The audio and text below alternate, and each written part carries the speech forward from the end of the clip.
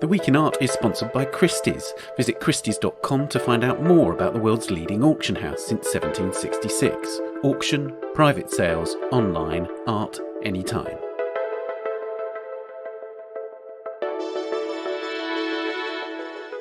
Hello and welcome to The Week in Art. I'm Ben Luke. This week, as the ramifications of the US election are set to continue for weeks, where do we stand in the art world?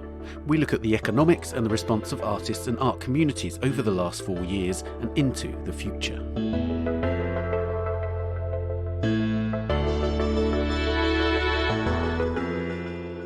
As I record this, Joe Biden seems set to be the 55th President of the United States, although this week's loser, President Trump, is challenging the results through the courts. So in this episode, we reflect on the events of the last 4 years and what, if anything, might now change in the art world and the wider culture. We talk to Felix Salmon, the chief financial correspondent at Axios, about the economic situation and its potential effects. Carolina Miranda of the Los Angeles Times reflects on individualism and collective action in the cultural sphere. And the Mexican artist Pedro Reyes talks about his project in New York, Mañanaland, timed to coincide with the election. For this week's Work of the Week, I speak to a man who's drawn President Trump countless times over the past 4 years, Martin Rowson, a cartoonist for The Guardian and The Daily Mirror, among others, about William Hogarth's Gin Lane and the power of satire to address moments of crisis. Before we begin, just to let you know that you can now view at the Art Newspaper's YouTube channel all of the online events from the recent series, New Models for New Times, Rethinking the Art Market in a Changing World. Go to YouTube and search for the Art Newspaper. Now, the platform that many identified as the Trump campaign's strongest route to victory in the election was the economy. But where does it stand in the US after 4 years of Trump and the ravages of the coronavirus pandemic? Our senior editor in New York, Margaret Carrigan, spoke to Felix Salmon, the chief financial correspondent at Axios and host of the weekly Slate Money podcast. So, Felix, we have a few answers as of this morning on Wednesday morning when we're recording this, but not a ton. However, if we want to just start looking backwards retrospectively over the last 4 years of Trump, what are some of the larger economic trends or policies that we saw?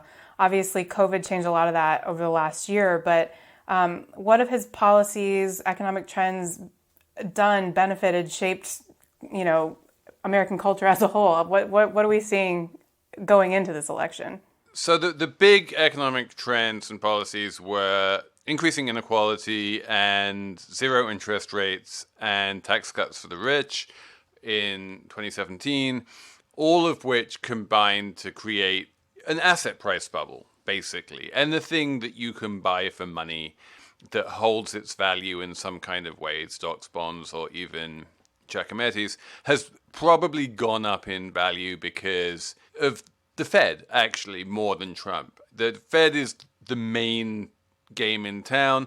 The Fed has been keeping interest rates very low, which means that future income streams are more valuable. It means that if you think something is going to be more valuable in the future, then it's even more valuable today. And then what happened with coronavirus is that the Fed said we need to do even more, keep rates at zero for even longer, and just basically doubled down on all of that. So if you're talking about this idea of a K-shaped recovery or of inequality or of the rich getting richer, they're all basically saying the same thing. And that's the overarching story of the past 4 years. Let's start there. And can you describe a little bit about what a K-shaped recovery means and how that relates to wealth inequality? And then we'll kind of go towards that, what that might mean for, like you said, the asset bubble.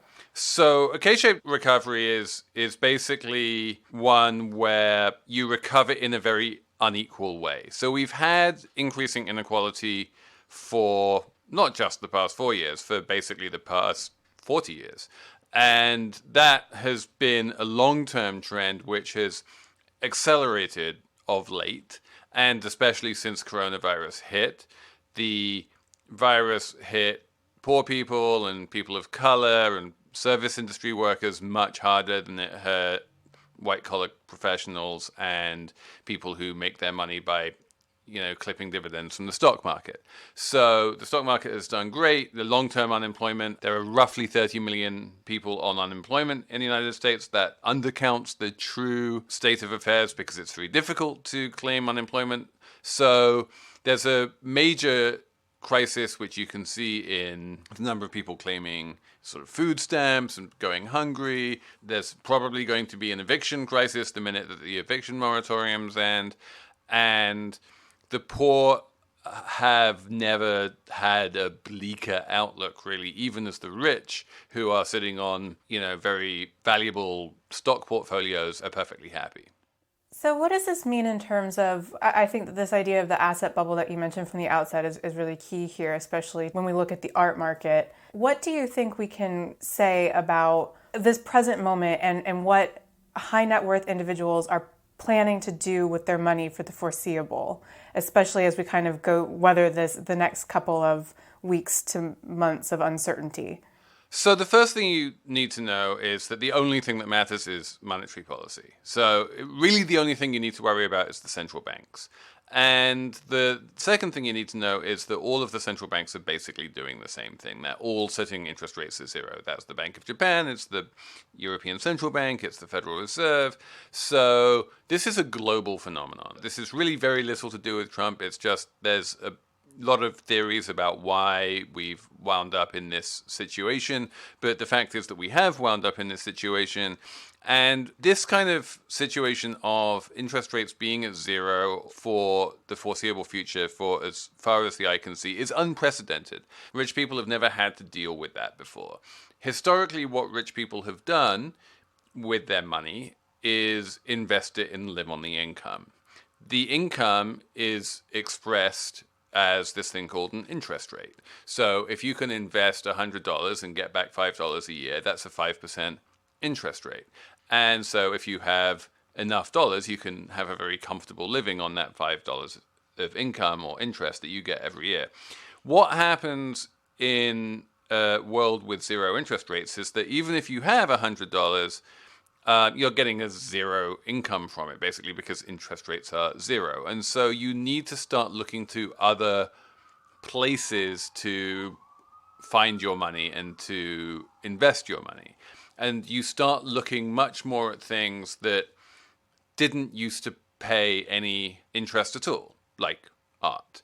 Because the difference between a government bond that pays 0% and a Rothko that pays 0% is like, what's the difference? They're both things that have some kind of value, and they can go up in value over time or down in value over time. And you're not going to be able to live off either of them. But at least a Rothko, makes you feel cultured, unlike a government bond. So there's some kind of like intangible value to owning a Rothko over a government bond that might be of appeal to high net worth individuals. Exactly. So, as we move into 2021, all things being as they are now, with COVID continuing to really shake up markets, in the last week alone leading up to the election, we saw a lot of stock market volatility.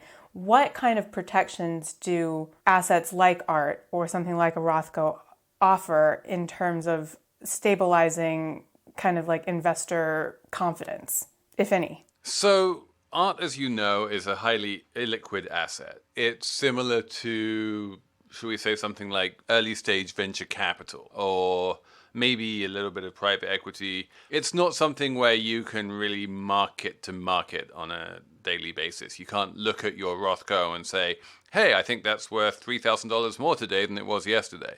So one of the things that happens in times like this is that the fact that the value of your art is not visibly bouncing around like a demented monkey, is actually valuable to people.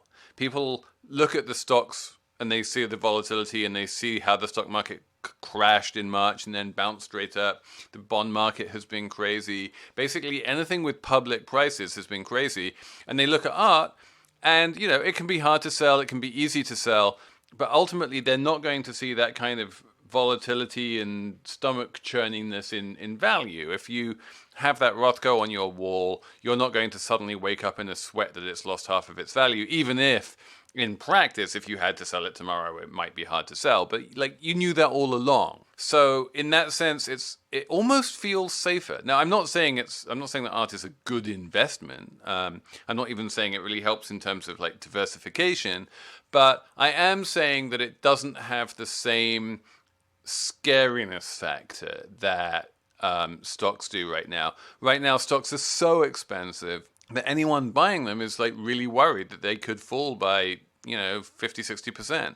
And that's most of your money is always going to be in things like stocks. Art is generally, except for a very few people, a smaller part of their total net worth. And so they feel safer with it. They feel happier with it. And of course, they are constantly surrounded by art advisors and art professionals who are telling them, well, you're not really doing this as an investment. You're trying to put together an important collection. You might set up a museum or donate it to a museum and this kind of thing. And they think of themselves as working on a much longer time scale than they do with their investments. And so that too feels like they're building something permanent and long lasting rather than just surfing this like volatile market.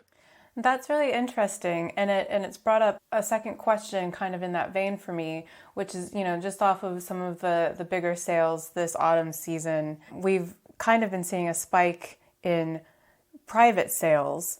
And so I also wondered, like you've been describing, that there's a sort of a sense of safety, if not real safety, in investing in art. For those that are looking to offload their art, as you said, that wouldn't have been easy under the best of circumstances. Now maybe it's even a little bit harder. Is that why we could potentially be seeing a little more clandestine behavior in terms of acquisitions and sell-offs? Yeah, people want that safety, especially if they're selling, right? And so even the public sales are private sales. We've seen so many guaranteed lots in public auctions selling on a single bid. We saw that Ronald Lauder Giacometti, which was a private sale auction, but like we don't know how much it went for.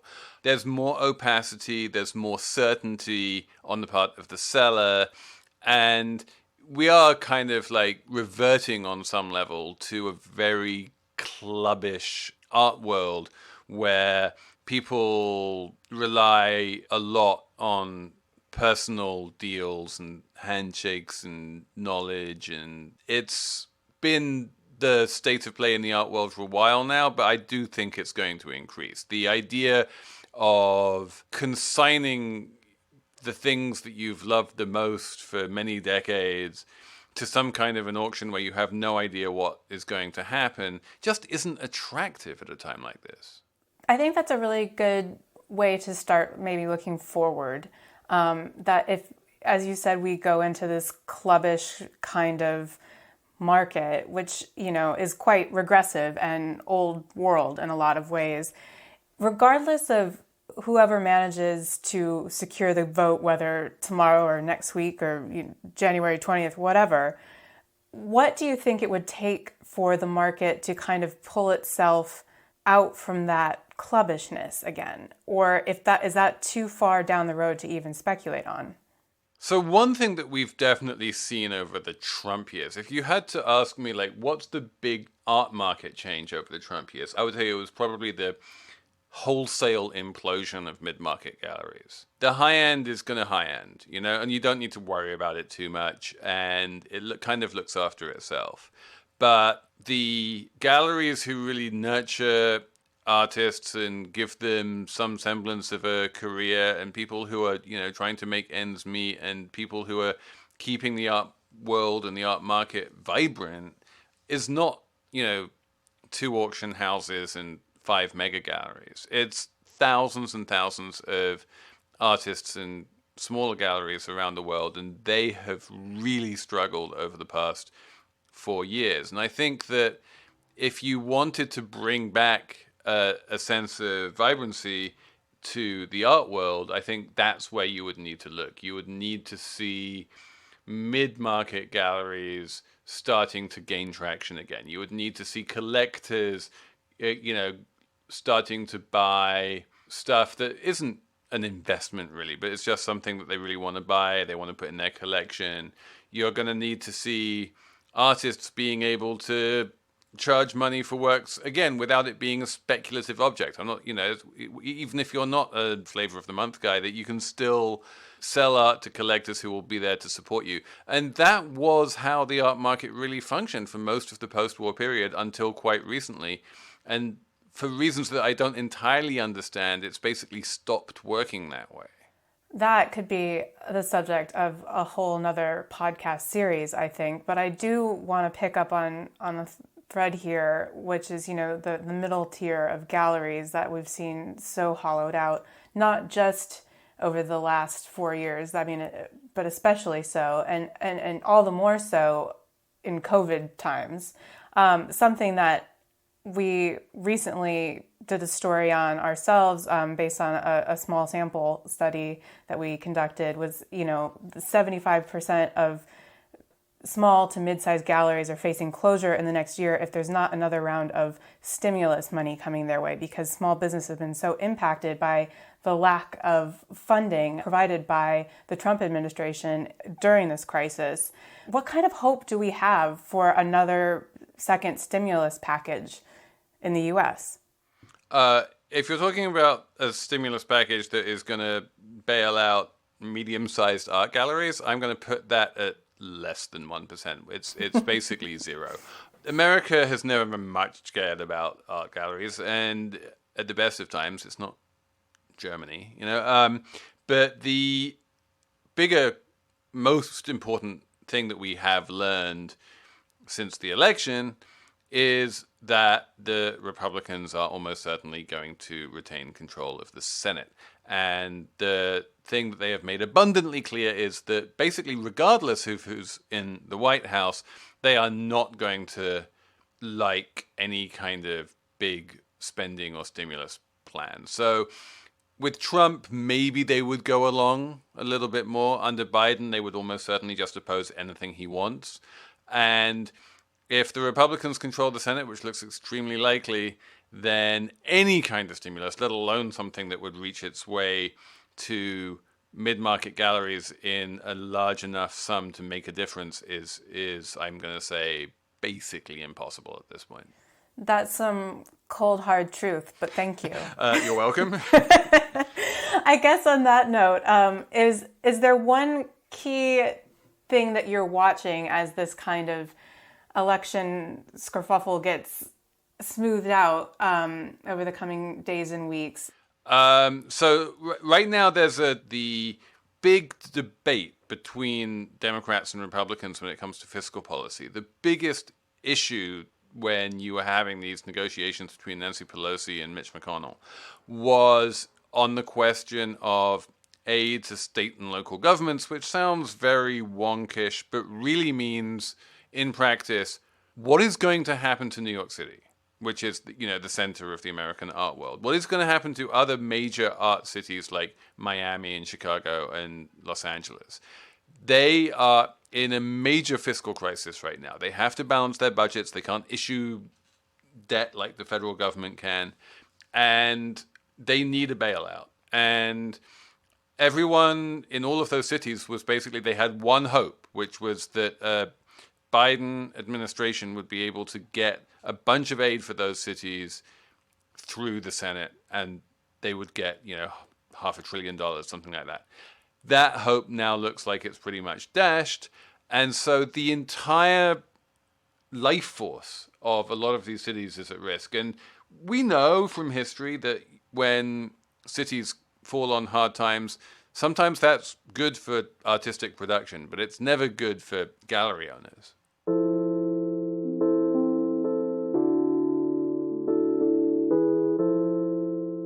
Felix, thank you so much for taking the time to speak with us. It's been a pleasure.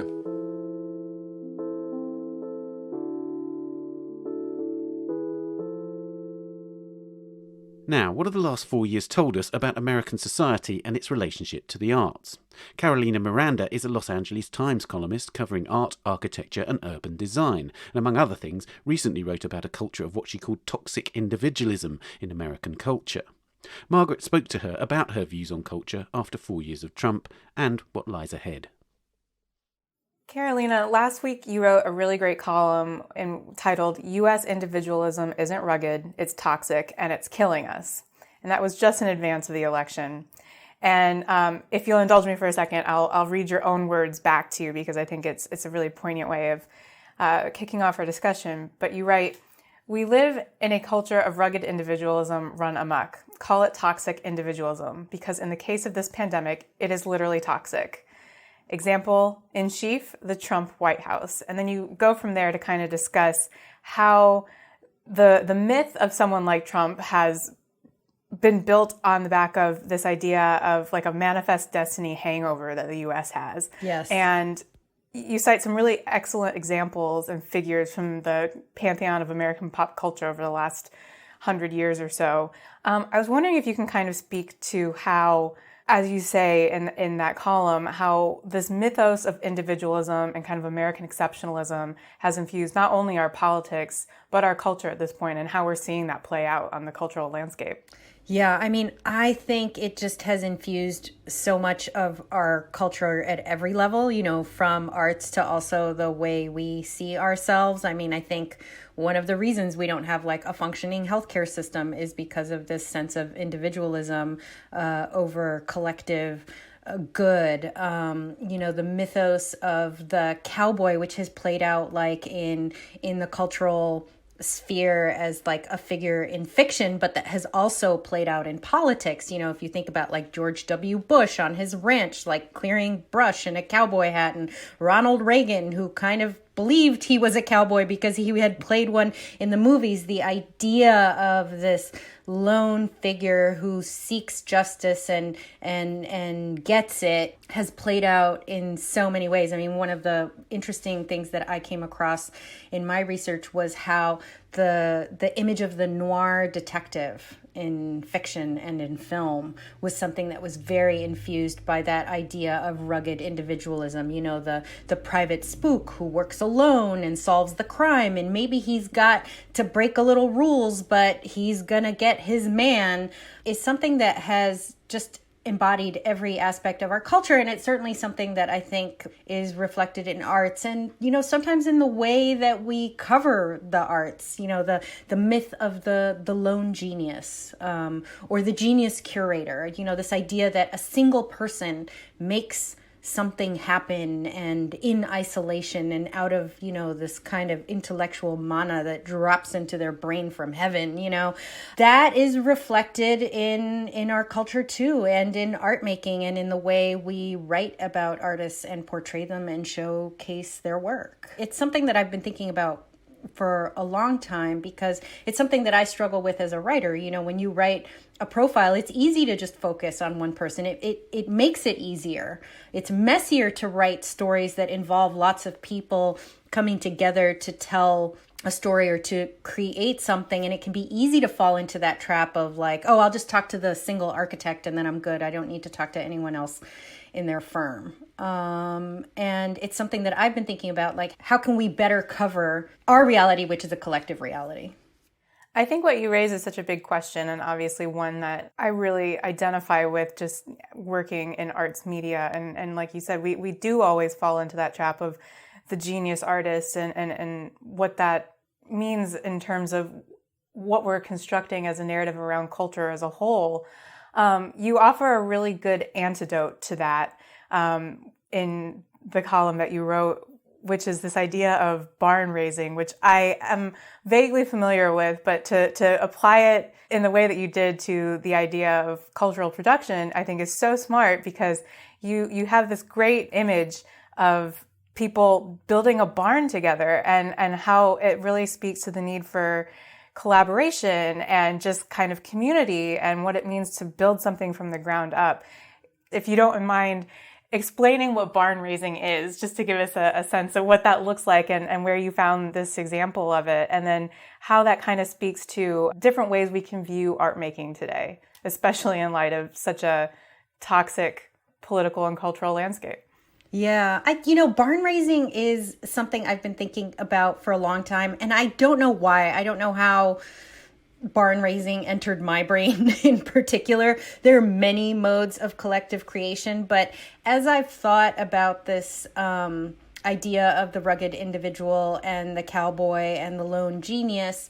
There are many cultures that have traditions of, collective art making and collective decision making. But I was interested in reaching into American history, and particularly like American colonial history, because that history of the rugged individual is part of our colonial history. But our colonial history, which we very much like to identify with as a nation, also has these interesting examples of individuals working collectively for the benefit of the collective and working collectively for the benefit of individuals. And barn raisings are this tradition that we inherited from Europe, from places like England and Scotland in the 18th and 19th century. If you try to build a barn by yourself, it could take you weeks, maybe months to do that. If you get the entire community together, you could probably build a barn in a day.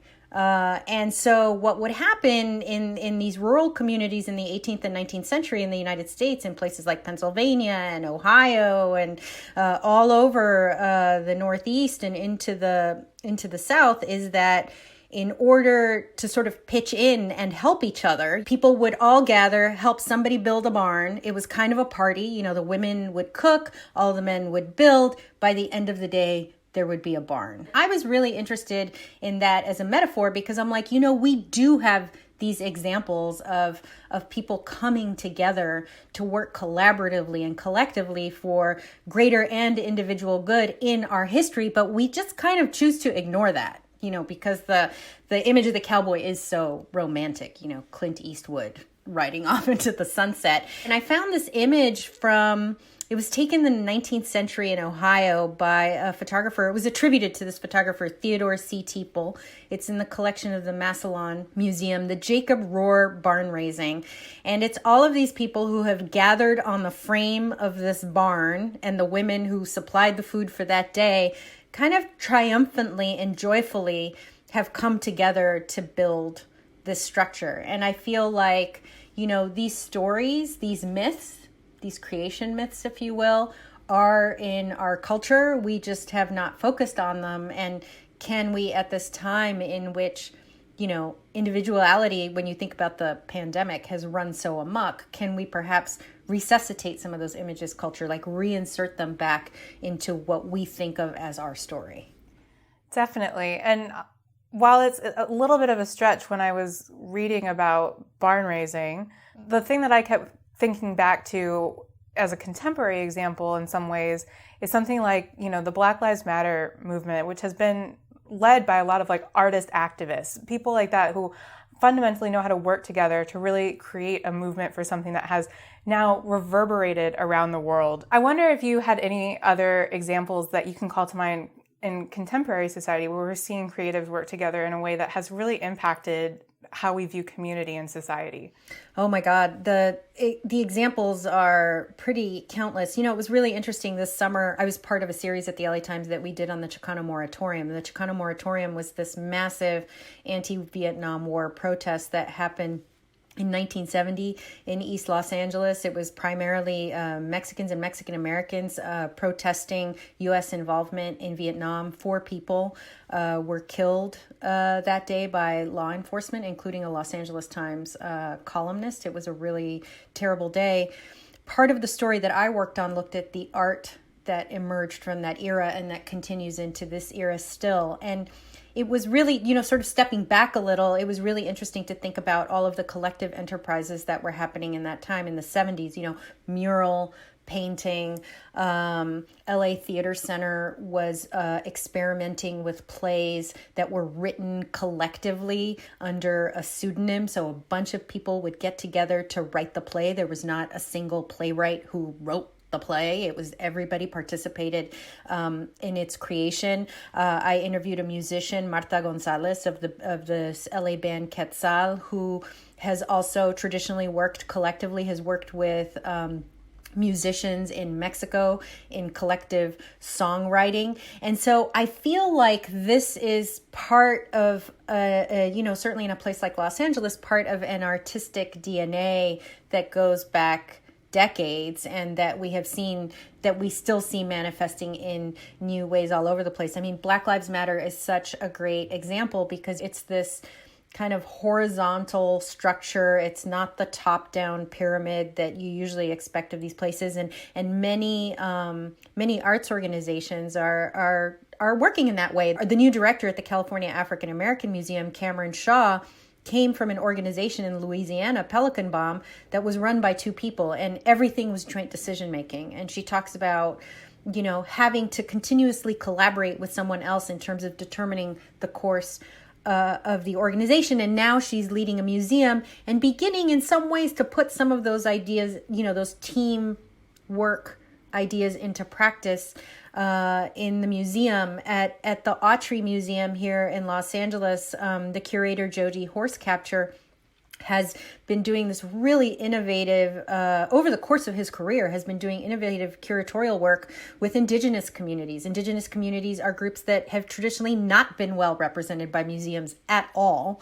And he has found ways of working with the museums, not just at the end of an exhibition to create some programming, but in the curation, in the research, in every step of an exhibition, he works with the communities whose work he is representing. I think what you're saying about, cultural institutions really taking on board the need for more collaborative management models and creation models is so key. And obviously, we love to see that happening. But of course, there is still some top-down administration for the arts that needs to happen in the U.S. And in that respect, we're kind of at a standstill on what to expect, from the next 4 years. I wonder what kind of future can we imagine for the arts in the U.S., regardless of who gets in office and dependent on who gets in office. Yeah. Well, we are here the day after Election Day, in which things remain uncertain, and things may remain uncertain when this podcast airs. I think either way, whether Biden clinches this or Trump wins, we are looking at a bumpy ride in the arts. I think for a couple of reasons.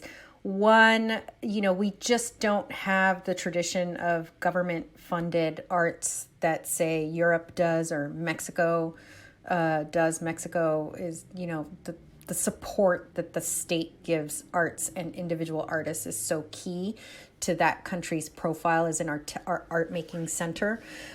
We do not have that tradition. We have not, I don't think we've really ever had it. And I think our embattled NEA is evidence of that. And even if Biden were to win, he's not going to have the Senate, which through which key legislature would need to be approved. And so while that means that under Biden, organizations like the National Endowment for the Arts and the National Endowment for the Humanity would be funded, can we look to expect some kind of WPA, Depression era employment program?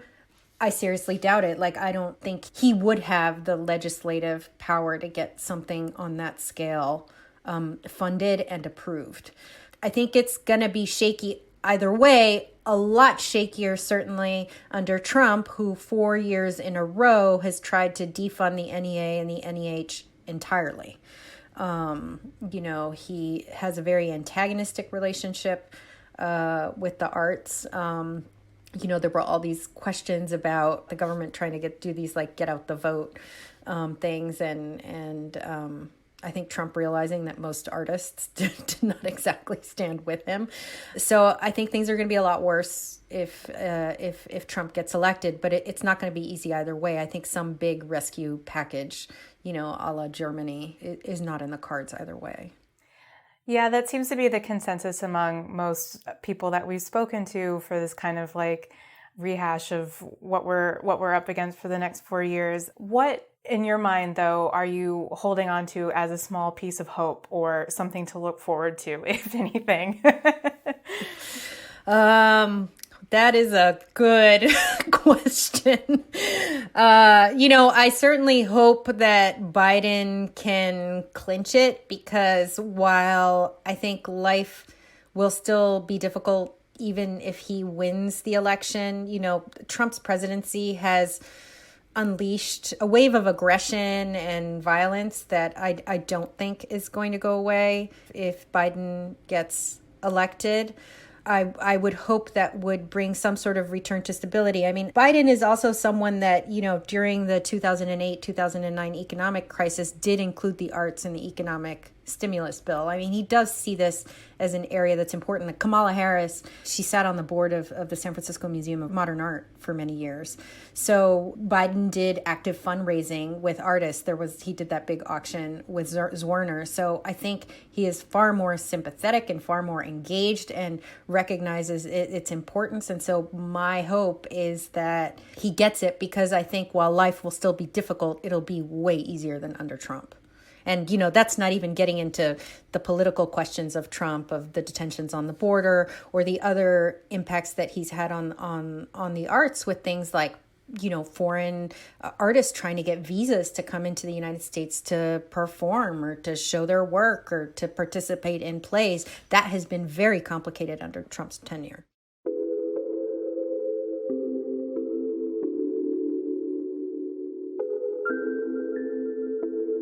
Well, as you say, it's certainly a lot up in the air, and I'm going to hold on to the same little nuggets of hope that you are, but we'll see what the next days and weeks bring. Carolina, thank you so much for taking the time to speak with us. That was awesome. Anytime. Thank you for having me. I really appreciate it.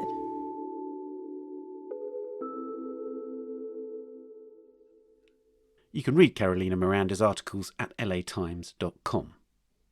We'll hear from Pedro Reyes and Martin Rowson soon, but first, here are some of the top stories on the Art Newspaper's website this week. Museums across England have closed for a month under the coronavirus lockdown measures announced last weekend by the UK Prime Minister Boris Johnson. Johnson says the lockdown will last until the 2nd of December. Meanwhile, some commercial galleries in London say that they'll continue to install exhibitions and welcome collectors by appointment during the lockdown. Gagosian Gallery has terminated the employment of their New York-based director Sam Orlowski following an investigation into allegations of misconduct, primarily against women, Anna Brady writes. Allegations against Orlowski started to emerge on social media last month after the Instagram account Jerry Gagosian, no relation to Gagosian Gallery, put up a post encouraging people to come forward. The post received over 5,000 likes and 170 comments.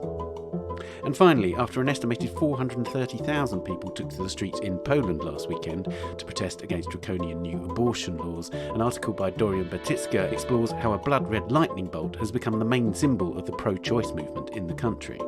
The image of a woman in profile with the lightning bolt was initially created by Ola Jasionowska, a graphic designer and feminist based in Warsaw. It's since become a global symbol for the women's strike movement.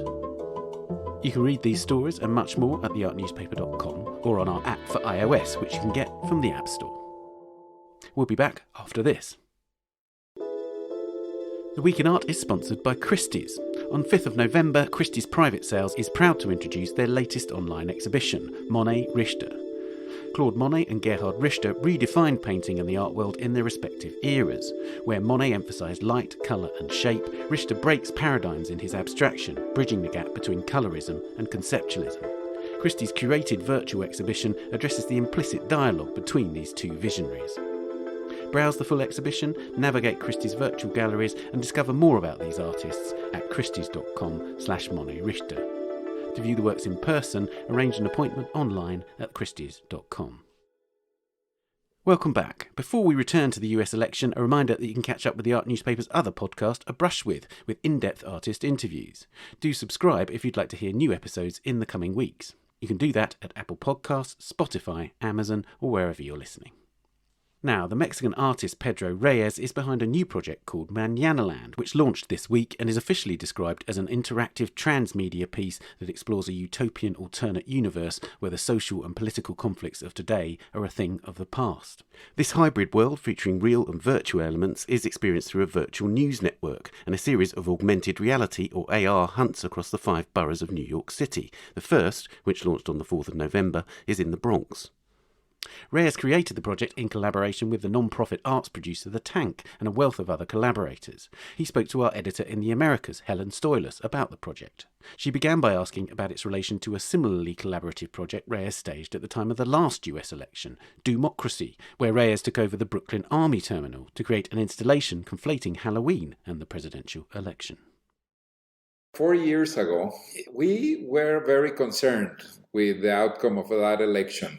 And the piece, intended to warn about the consequences. And it was, actually, it's interesting format because haunted houses are a folk form. It's not like a high art form. It's a kind of a modern tradition that is done in the United States. And it's a sort of cheap theater, immersive theaters where you have monsters hunting you. So we thought, that was like a reference that everybody was acquainted, and that the most scary thing today is politics. So the piece intended to show, an exacerbated version of the evils of our current system. And I remember that there were some warnings. For instance, the last scene, you had 3 doors that you could exit the work, and you had Clinton, Trump, and other. And if you exited the Clinton door, you were given a Hillary mask.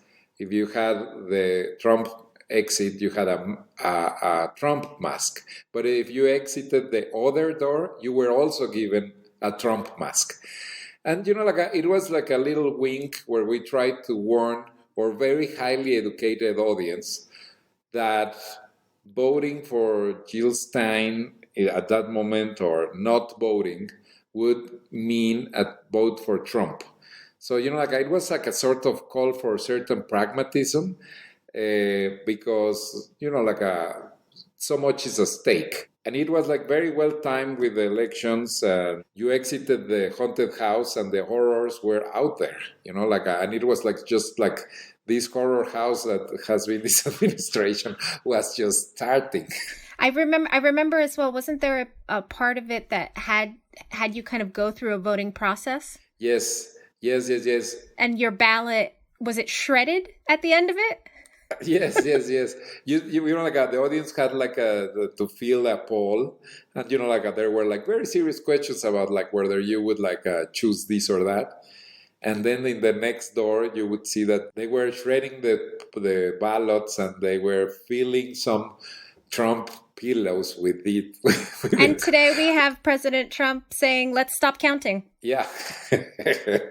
So you weren't far off. Very strong premonition you had with that whole project. So then how did Democracy then lead you? This is kind of another election day special. How did that kind of lead you to this new project, Mañanaland? How is this kind of the next step? I think that what we're aiming to do is the nemesis, the opposite of Democracy. I mean, we could have repeated the formula and then do a haunted house again. But theater is struggling because theater especially is something that you have to experience live. And I wanted to do a project with that incredibly resourceful community that I had been working in these years in New York, because the Tank, which, is this production house and theater, we have done a number of projects together. And it's an interesting moment where you have to invent new formats. So I think that this is the weirdest project I have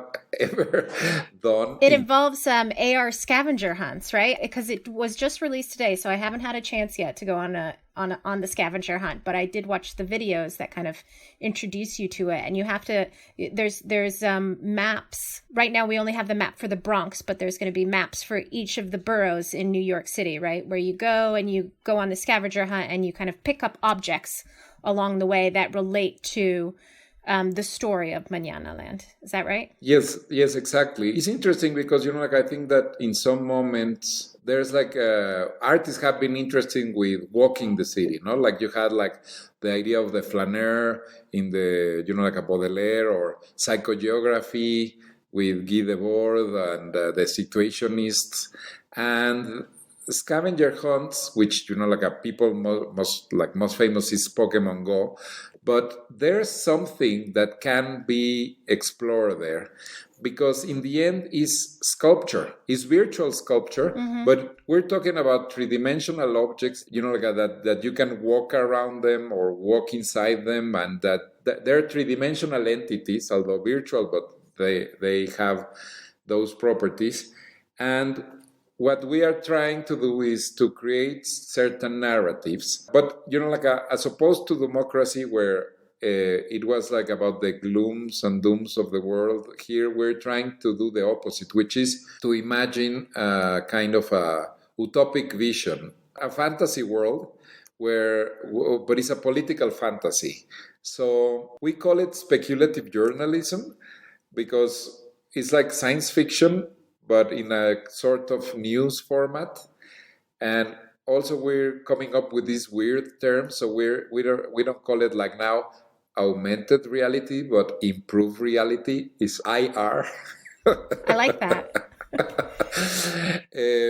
And it's a sort of, like a imagination exercise, because when working with theater, some of the tools I have used most is what is called theater of the oppressed, or forum theater, which is, like this technique that for conflict resolution, created by Augusto Boal, that you have to imagine different outcomes to a situation in order to see which of the potential outcomes is the best. No?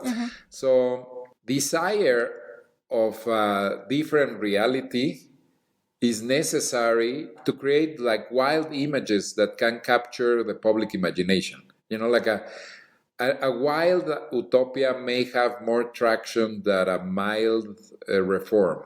Like you have to dream in order to feel compelled to produce change. And a lot of times, I think that one can test being naive, because oftentimes we kind of deal with the disappointment of reality with irony. But we're trying here a sort of different kind of humor.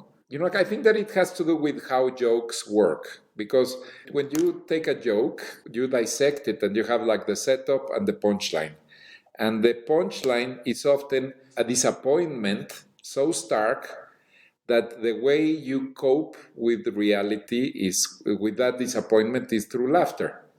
So, like a stand-up comedians, etc., know that when you deal with all these incredibly awkward and uncomfortable things that you cannot say, and then you have this release, no?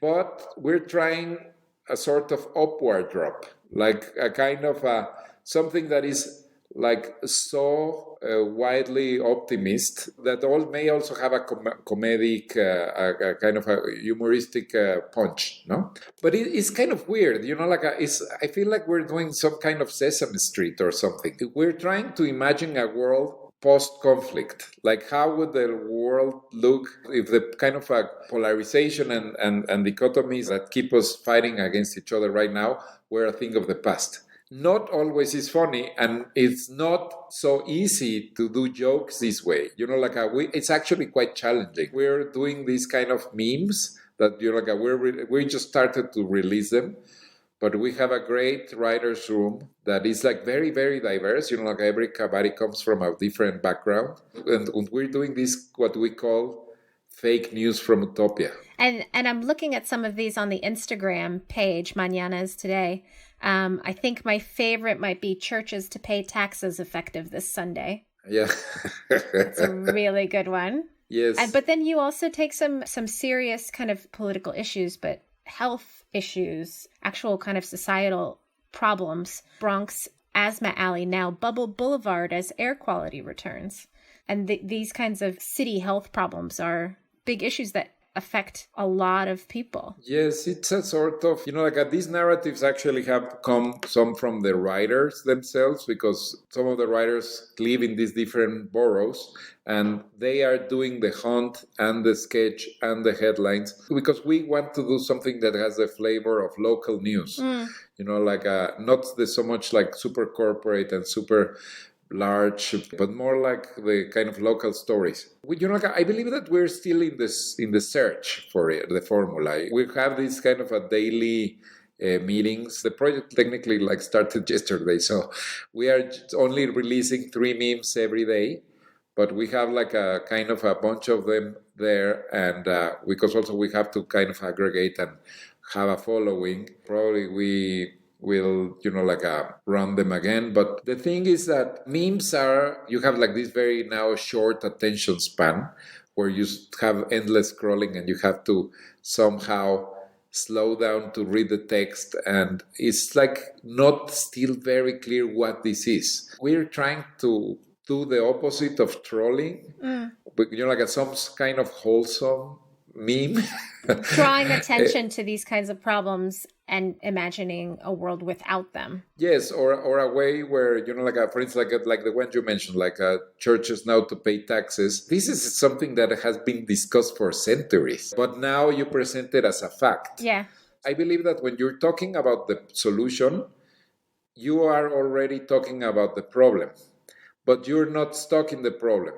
You're already offering an outcome that is desirable. So it's a way to be more based on the solution, and it's also kind of trying to explore a different tone for the internet, because irony can desensitize you to a certain degree. If you were constantly in this state of disbelief and deconstruction where everything is a kind of a challenge, here we're trying to use fantasy and other routes to try to create a kind of an imaginary world. It's not without risks. I believe that we have the risk of being boring or lame or naive, but still we're trying to test that. This project is going to kind of go on for some weeks, right? Yes, the idea is that the window is between elections and inauguration. It will be interesting to see also the context, no? Yeah. But this can be a very interesting time. It's a very interesting time with a lot of twists and turns kind of in our route. Do you think that might affect the narrative in any way of the piece? Yes and no. For instance, one of the causes that I'm constantly kind of engaging this year is nuclear disarmament. Yeah. I believe is the top concern that we should focus on, even more than climate change, because anything can end, and it's kind of people forgot about it. But that's a problem that is not going away with Biden. For instance, one of these problems that regardless of who's in office, you still have to deal with it, no? I think, yes, there's going to be a lot of things that we still have to deal with on January 20th. That's just the beginning, right? Yeah.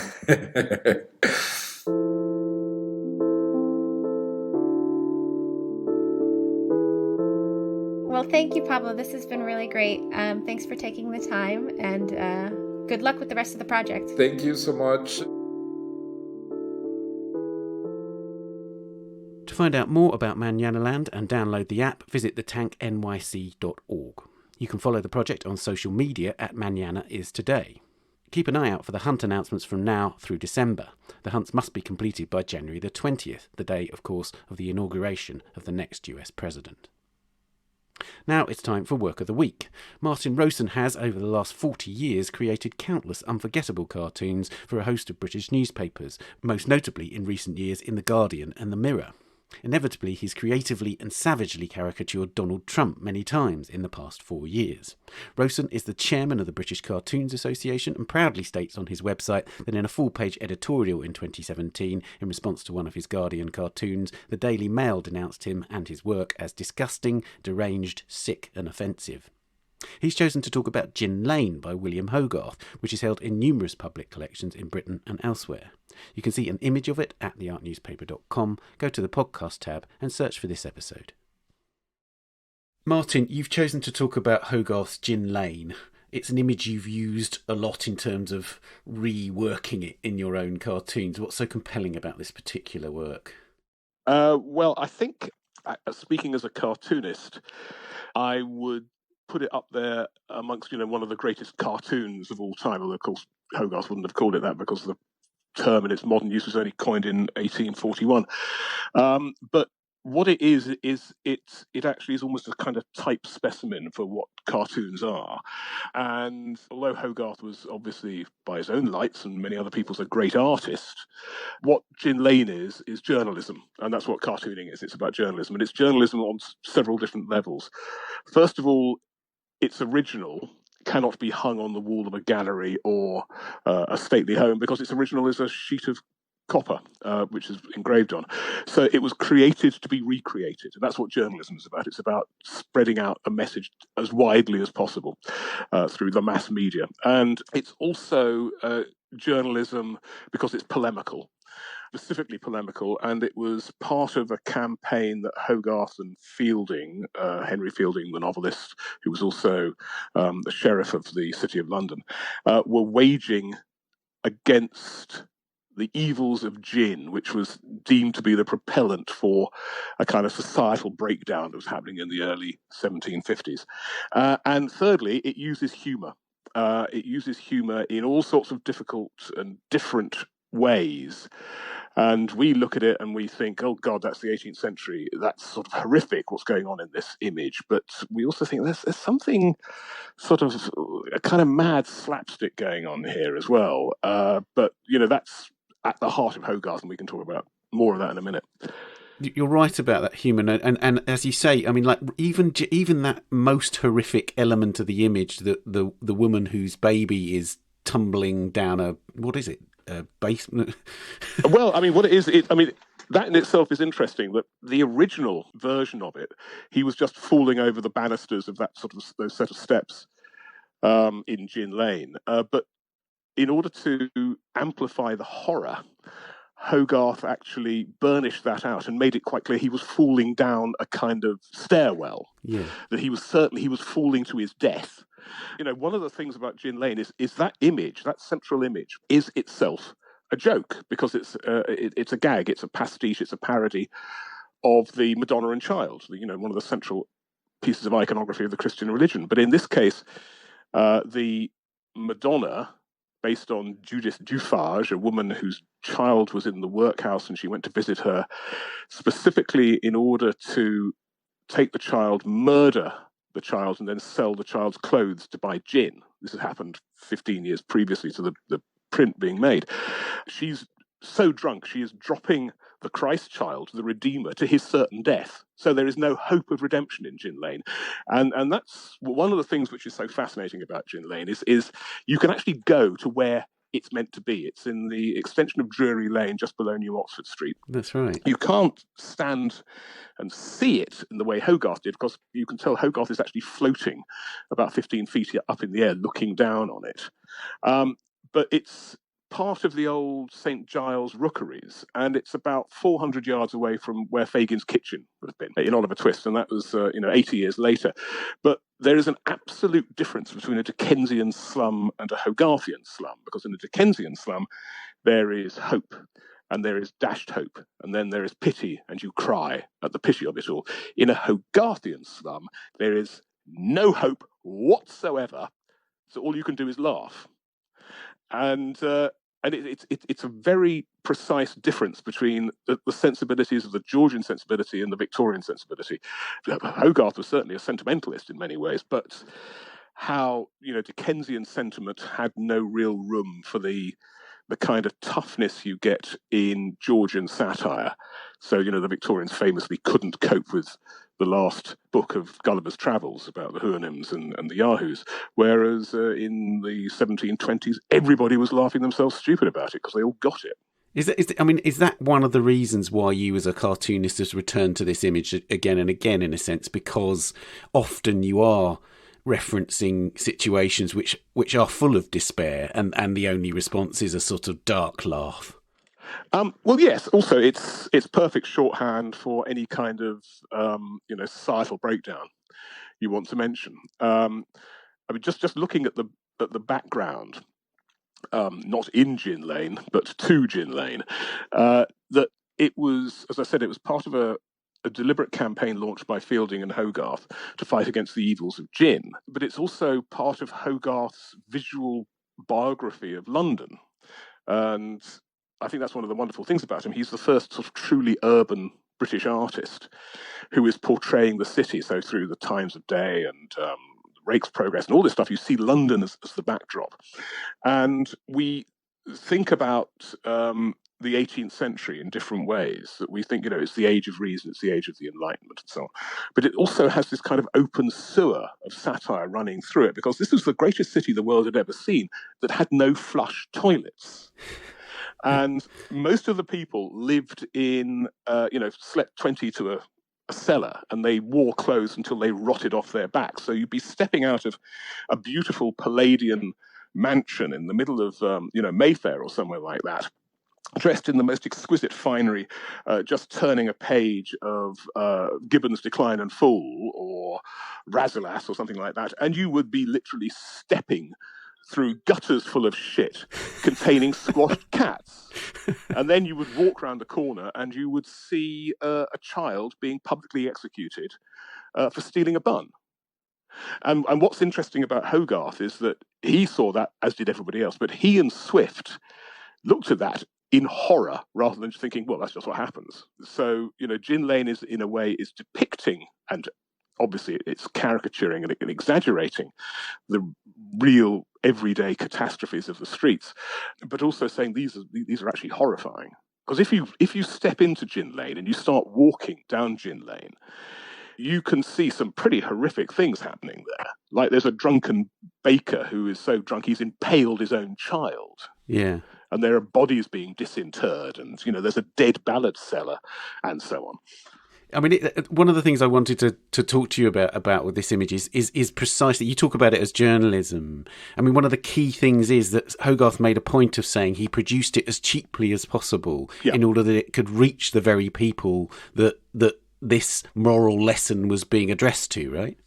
Yeah, exactly. But it's also worth comparing it to its companion piece, published the same day. And on the same day, he also published the Stages of Cruelty on the 15th of February, 1751. And its companion piece is Beer Street, which is meant to be the sort of the lovely alternative to the evils of foreign gin, which is destroying the underclass and the urban poor. You're meant to drink good, honest British beer, and you're fat and you're prosperous, and and the pawn shops are closed, and all this kind of thing. But Beer Street is boring. I mean, it's just a sort of dull composition, whereas Gin Lane is like a vortex you get sucked into. I mean, first of all, as I said, you're viewing it from Hogarth's point of view, where you're floating up in the air. So to begin with, you're in an unnatural position as the viewer. And then the way the perspective on the street works, you're getting sucked into this vortex of horror. And it's almost dizzying, whereas in Beer Street, you're just sitting at a pub table outside, watching somebody having a snog. And you think, oh, so what?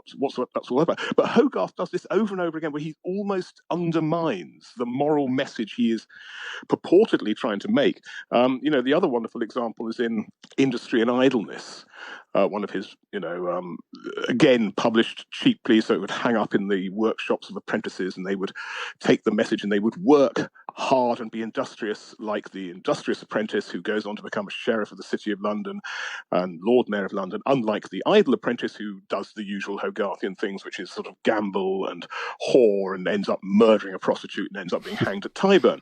But when the industrious apprentice becomes the sheriff of the City of London, there is this scene in the Guildhall of a banquet, and he's sitting at the back. You can hardly see him. But in the foreground, there are these grotesque, fat, Hogarthian figures, like pigs at trough, who are presumably previous industrious apprentices who have actually got the rewards of their industry. And the only thing you can do is look at these people and laugh at their grotesqueness. Then, when you get to the ultimate fate of the idle apprentice at Tyburn, there he is being taken off in the cart to be hanged from the Tyburn tree. And it's this magnificently joyous carnivalesque scene of liveliness. I mean, it's just filled with life, with all the little catastrophes of the street, little incidental things going on here and there, but it is absolutely screaming with life, although it's about death and about the consequences of being idle. And, I'm never quite sure if he's doing this deliberately or he just can't help himself, that there is such joy coming through him as he laughs at the horrors around him that he just can't stop himself from, expressing that. So I'm bound to ask, of course, have recent times, the horror of recent times, the utterly unbelievable events of the Trump presidency, for instance, been, in a way, an enjoyable thing for a cartoonist to depict? Well, there's part of me that wishes for universal peace and justice, and I would die of boredom within an afternoon, because unless I was complaining about the deafening sound of angels' wings beating. It's always the way. This is something which I've observed amongst myself and my colleagues for decades, that we suffer from a kind of Stockholm syndrome, whereby we fall in love with our victims. I remember bringing up my friend and colleague Steve Bell in 1997 when the Tories got kicked out in a great Labour landslide. And your listeners may remember that Steve used to draw John Major with his underpants on the outside as a kind of crap superhero. And Steve really enjoyed, it's the things you do if you're a cartoonist. There are certain things you just enjoy doing. I used to love painting George Osborne. There was something about the fact he clearly had no bones in his head. I used to really get a kick out of drawing George Osborne. And Steve loved doing the holes in John Major's Airtex underpants. He used to sit there in a kind of zen trance doing these holes. And I said to him, well, what do you think of that? The Tory thinking, he said, I've lost my reason for living because he enjoyed doing John Major's underpants so much. And it's bizarre because, I'm just wondering what I'm going to do if Trump goes, because we're recording this when the result hasn't come through yet. What am I going to do with all this orange paint? I specifically ordered in more orange paint when he got elected, and I've been using gallons of the stuff. And also, I have no idea how to draw Biden, which I haven't done yet. I was going to say Trump is a gift to a cartoonist in lots of ways, whereas Biden doesn't. What is Biden's distinguishing feature? I have yet to find out. But that of course is the thing.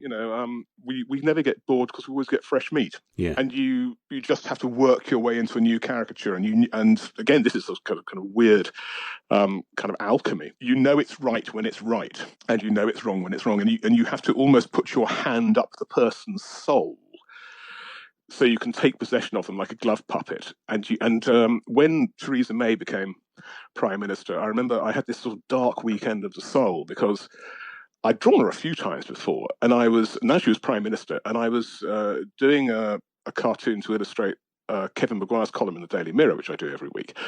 And it just didn't look like her. And I spent hours at my drawing board. Oh my God, my career is finished. I cannot draw the Prime Minister of Great Britain. Because it doesn't look like her. And then I suddenly had a revelatory moment where I dropped her eyes fractionally down her face. And it was her. Suddenly it was her. And I don't know how that works, but I know it works. That's fascinating. I suppose one of the things that, returning to Gin Lane, one of the things that I'm conscious of is that even if, let's say, Biden does win, as we speak, as you say, there's no result, but it looks like it's nudging towards Biden. Yeah. Even if Biden does win, he's going to face insurmountable social problems. And one can imagine that Gin Lane could very easily be brought out of the cupboard again and reworked for the America of the 2020s, frankly. It works all the time. I was recently approached by a guy who is an academic who's putting together a book where he has pages and pages of the Gin Lane baby repeated over and over again. He was asking me for all the uses I've made of the Gin Lane baby, and it's about 15 of them. I'm just using it over and over again. I've got Blair dropping the Gin Lane baby. I've got Thatcher dropping the Gin Lane baby. I've got Cameron dropping the Gin Lane baby. I've got Johnson dropping the Gin Lane, and on it goes.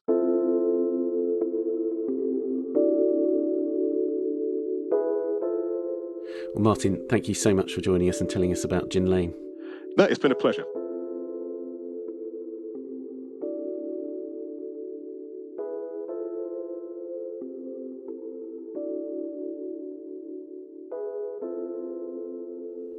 Martin Rowson's website is martinrowson.com, and you can see his cartoons of Trump, among others, there. And that's it for this episode. Subscribe to The Art Newspaper at theartnewspaper.com. Click on the subscribe link at the top left of the page and you'll find a range of subscriptions. Do subscribe to this podcast and A Brush With if you haven't already done so. And please give us a rating or review if you've enjoyed it. You can also find us on Twitter at Town Audio and on Facebook and Instagram, of course. The Week in Art is produced by Julia Michalska, Amy Dawson and David Clack, and David's also the editor and sound designer. Thanks to Margaret, Felix, Carolina, Helen, Pedro and Martin, and thank you for listening. We'll see you next week. Bye for now. The Week in Art is sponsored by Christie's. Visit christies.com to find out more about the world's leading auction house since 1766. Auction, private sales, online, art, anytime.